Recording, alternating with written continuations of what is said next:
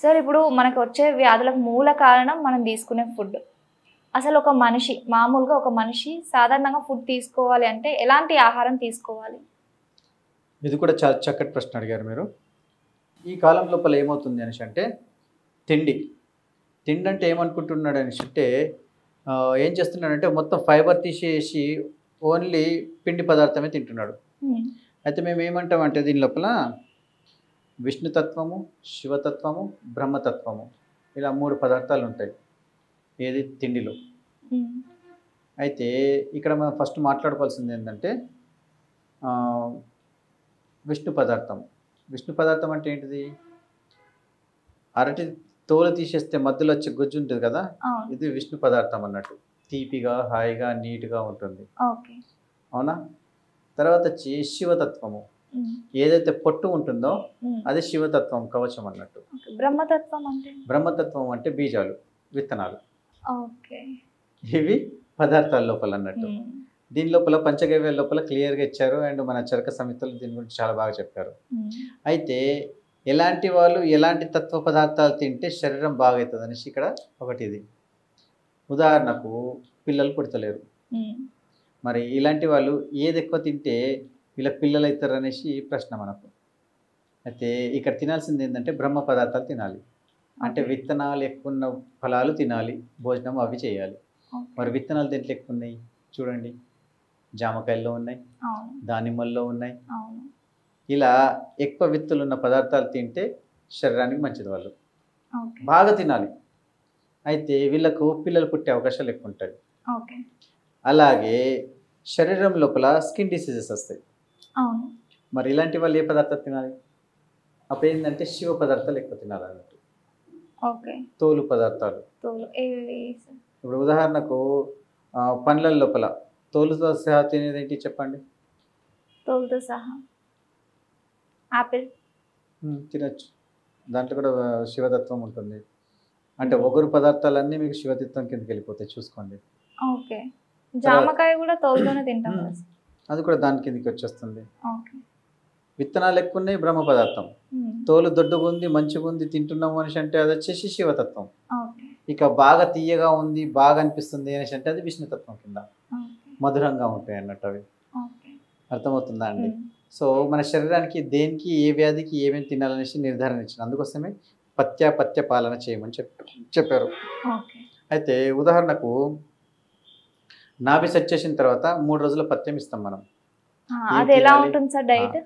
ఏం తినాలి ఏం తినకూడదు ఇక్కడ క్లియర్ మనకి ఇక్కడ ఇన్స్ట్రక్షన్స్ ఇవ్వబడ్డాయి. ఉదాహరణకు నేను చేసే పద్ధతి ఏంటిది అనేసి అంటే మా పూర్వీకుల నుంచి చెప్పింది అన్నట్టు, 3 రోజులు వెల్లుల్లి కారము అన్నము నెయ్యితో కలుపుకొని మెత్తటి అన్నంలో కలుపుకొని తినాలి 3 రోజులు. 3 ముళ్ళ 9 భోజనాలు చేయాలి. 3 పూటలు ఇంకేం తినొద్దు. నెయ్యి తాగాలి.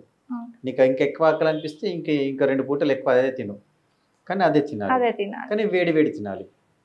చల్లగా తింటే పోదు, మళ్ళీ వేడిగా తినాలి. గోరువెచ్చటి నీళ్ళే తాగాలి. దానివల్ల ఏమవుతుందంటే నాభి స్థానం గట్టి కూర్చుంటుంది మీకు ఆ 3 రోజులు తినడం వల్ల.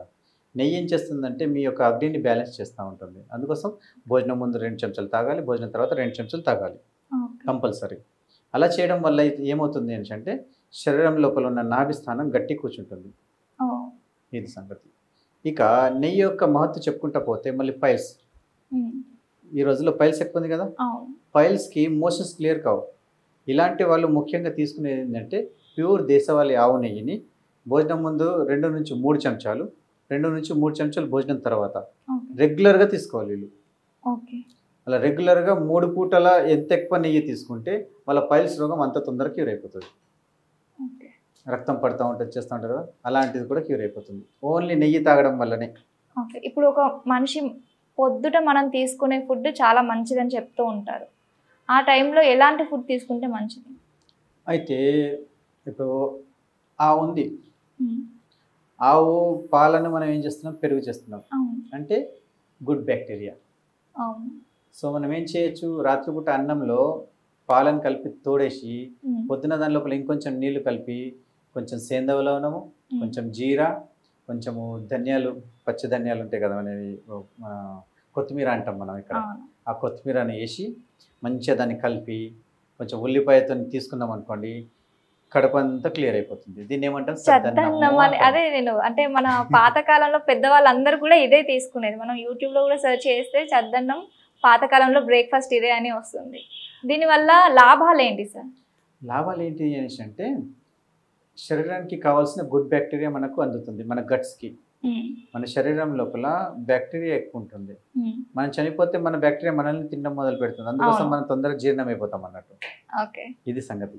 అయితే కడుపు లోపల జీర్ణ వ్యవస్థ పర్ఫెక్ట్ కావాలి అనేసి అంటే నేను చెప్పిన ఈ ప్రక్రియను మీరు ఆవు పాలతో చేసుకుంటే శ్రేష్టం. మరి ఆవు పాలే ఎందుకు అనేసి అంటే ఇక్కడ కూడా మళ్ళీ రీజన్ ఉంది. ఇక్కడ మీరు ప్రశ్న రావాల్సిందే కదండి, ఎందుకు అనేసి అడిగారు కదా. సో అరగడానికి ఈజీగా ఉండే పదార్థం ఏంటంటే ఆవు పాలు. కొంతమంది ఏంటంటే నాకు ఆవు పాలు పడటం లేదండి అనేసి అంటారు. మరి ఏమవుతుంది? మోసతలుగునే అంటారు. శరీరంలో ఆవు పాలు కానీ, ఆవు పెరుగు కానీ, ఆవుకు సంబంధించిన పంచగవ్యాల లోపల ఏ గవ్యం శరీరంలో పోయినా కానీ ఫస్ట్ శరీరాన్ని క్లీన్ చేసే ప్రాసెస్ స్టార్ట్ చేస్తుంది ఆవు. అది దగ్గర వచ్చిన వాళ్ళకు దాన్ని ఆరాతోని శుద్ధి చేస్తుంది. దాని గవ్యాలు తీసుకుంటే వాళ్ళ బాడీని శుద్ధి చేస్తుంది. ఈ ఆవుకు స్పెషాలిటీ అన్నట్టు. దాన్ని మనం ఏమనుకుంటాం అంటే మనకు పడట్లేదు అయితే కరెక్ట్ 3 నుంచి 4 రోజులు క్లీన్ అయిపోయిన తర్వాత అది ఆటోమేటిక్లీ స్టాప్ అయిపోతుంది. అయితే దీని స్పెషాలిటీ ఏంటి తెలుసా? చెడు ఉంటే లోపలికి పోయేసి తీసేస్తుంది. చెడు ఉంటే లోపలికి పోయేసి తీసేస్తుంది. చెడు లేదు మంచిగా ఉంది శరీరం అనుకో సుప్చాప్ బయటకు వెళ్ళిపోతుంది. ఇంతే. చెడు ఉన్న పదార్థాన్ని క్యూర్ చేస్తుంది. ఏదన్నా ప్రాబ్లం ఉందనుకోండి ఏం చేయదు, ఆ పార్ట్కి ఎటువంటి రకమైన రియాక్షన్ ఇవ్వకుండా బయటకు వచ్చేస్తుంది. అంటే ఇప్పుడు ఆవు పాలతోనే కాకుండా చద్దన్నం మామూలు పాలతో చేయొచ్చా? దానికి మామూలు పాలతో మనం చేయలేము. ఎందుకు అనేసి అంటే అరగడానికి హార్డ్ ఉంటుంది. అండ్ ఈ కాలం లోపల ఏం చేస్తున్నారంటే టీకాలు ఇచ్చేసి పాలు తీస్తున్నారు. మీరు చూడండి, పాలు మధురంగా ఉండాలి, స్వీట్నెస్ ఉండాలి. ఇప్పుడు వచ్చే ప్యాకెట్ పాలపై వాసన చూడండి, మీకు వాసనే రాదు, అసలు అవి పాలలానే అనిపించవు. ఒకటి చెప్పండి, మన తెలంగాణ మొత్తకు ఒక 2 టన్నుల పాలు అవసరం ఉన్నసి అనుకోండి. మన అన్ని ఆవులు గేదెలు మొత్తం కలిపినా కానీ 1 టన్ను ఇవ్వవు. మరి 2 టన్నుల సప్లై చేసేసి మళ్ళీ పాలు మిగులుతున్నాయి అంటే అవి ఎక్కడి నుంచి వచ్చినాయి? మిగతా సగం ఎక్కడో అక్కడ జరుగుతుంది అన్నట్టే కదా. మిలా తప్పకుండా జరుగుతుంది. పోనీ నువ్వు సగంకి సగం నీళ్లు కలిపినా కానీ మళ్ళీ ఆ సగం అవి ఎక్కడి నుంచి వచ్చినాయి? మరి దానికన్నా కెమికల్ వేసేసి నువ్వు ఏదో ప్రాసెస్ చేయాల్సిందే కదా. మళ్ళీ అలాంటప్పుడు అవి నువ్వు తీసుకుంటే 8 సంవత్సరాలు పాప కూడా పెద్ద మనిషి అయిపోతుంది. ఇక్కడ ఎందుకు? హార్మోనల్ చేంజెస్, బ్యాలెన్స్ వస్తుంది. ఇక్కడ హార్మోనల్ చేంజెస్ వస్తుంది కదా. ఇక్కడ మీరు ఇక్కడ DNA స్ట్రక్చరే చేంజ్ అయిపోతుంది కదా. ఇలాంటి పాలు గర్భవతులు తాగిండే అనుకో పుట్టబోయే పిల్లడు పాడైపోతున్నాడు. శరీరంలో బలం ఉండదు, ఏముండదు. మళ్ళీ తీసేసిన తర్వాత మళ్ళీ అవే పౌడర్ పాలు అవే తాగిపిస్తున్నారు. చెప్పండి, ఎవరు తాగిపిస్తున్నారు? ఆవు పాలు. ఇప్పుడు నాకంటే తెలుసు కాబట్టి మా ఆవిడ ఆదిలాబాద్లో ఉంటుంది. అక్కడంతా గిరిజనులు ఉంటారు, ఆవులు ఉంటాయి. కాబట్టి నా కూతురు కోసం నేను అక్కడ ఆవు పాలను సెట్ చేశాను కాబట్టి రోజు ఆవు పాలే తాగిపిస్తారు అక్కడ. ఇప్పుడు నా పాప 1.5 నుంచి 3 కిలోలు అయిపోయింది ఈ 2 నెలల్లో. అంటే ఆవు యొక్క మహత్య కదా అది. కానీ ఇప్పుడు ఆవులు కూడా తగ్గిపోయాయి కదండి. ఆవులు తగ్గిపోయాయి అనేసి అంటే దాన్ని మనం ఒక పద్ధతిలో చూసుకోవాలి. ఎలా చూసుకోవాలి? దాన్ని మనం రక్షించాలి. ఓన్లీ దాన్ని మనము పాల కోసమే అని కాకుండా దాన్ని మనము ఆర్థికంగా దృష్టితో కూడా చూడాలి. ఆర్థిక దృష్టితో చూడాలి అనేసి అంటే కరెక్ట్గా మందులు చేసినాం అనుకోండి, గోమూత్రం కూడా డబ్బులే సంపాదిస్తుంది కదా. కరెక్ట్ దాన్ని ఆర్థిక దృష్టితో చూస్తే గోమయ వసతే లక్ష్మి అనేసి అన్నారు. గోమయాన్ని కరెక్ట్ పిడికలు చేసి దాని యొక్క ధూపబత్తిలు ఇవన్నీ చేసేస్తే ఇది కూడా ఇన్కమే కదండి. ఆ గోమయాన్ని కరెక్ట్గా యూజ్ చేసి పొలాల్లో వేస్తే ఎరువుగా మారిపోయేసి మనకు తిండి పెడుతుంది కదా, పంట కూడా వస్తుంది కదా.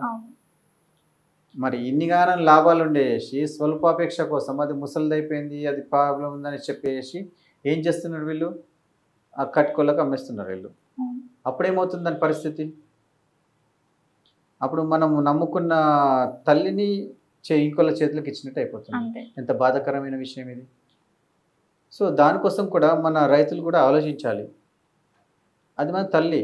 అలాంటప్పుడు మన పొలంలో పెట్టేస్తే అది చనిపోయిన తర్వాత పొలంలో పెట్టేస్తే దాని యొక్క బాడీ జీర్ణం అయిపోయేసి అక్కడ ఉన్న భూమిని సస్యశ్యామలం చేస్తుంది. తెలుసు?